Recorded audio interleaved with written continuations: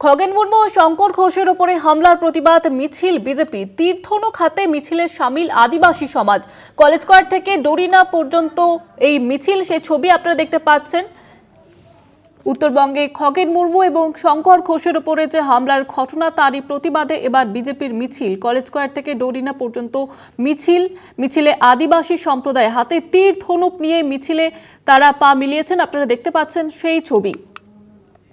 খগেন মুর্মু এবং শঙ্কর ঘোষের উপরে হামলার প্রতিবাদ এবং এই প্রতিবাদে মিছিল আদিবাসী সমাজের।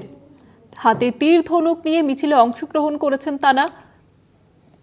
উত্তরবঙ্গে খগেন মুর্মু এবং শঙ্কর ঘোষের উপরে যে হামলা, তারই প্রতিবাদে এবার মিছিল বিজেপির। তীরধনুক হাতে মিছিলে সামিল আদিবাসী সমাজ।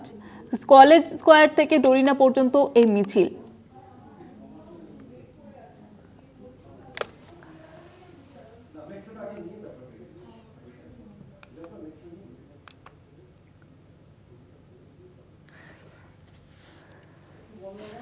আপনারা যে ছবি দেখতে পাচ্ছেন এই মুহূর্তে, কলেজ স্কয়ার থেকে ডোরিনা পর্যন্ত মিছিলে সামিল আদিবাসী সমাজ। খগেন মুর্মু এবং শঙ্কর ঘোষের উপরে যে হামলা উত্তরবঙ্গে, তারই প্রতিবাদে এবার মিছিলে সামিল হয়েছে আদিবাসী সমাজ। হাতে তীর ধনুক নিয়ে মিছিলে অংশগ্রহণ করে আদিবাসী সমাজ।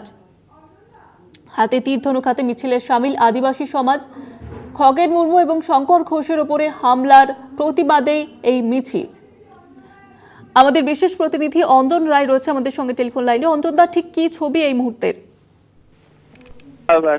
খগেন মুর্মুর উপর আক্রমণের প্রতিবাদে আদিবাসী সমাজের নেতৃত্বে আজকের এই মিছিল, বিজেপির পক্ষ থেকে এই মিছিল সংগঠিত করা হয়েছে। প্রচুর আদিবাসী সম্প্রদায়ের মানুষ এখানে এসেছেন।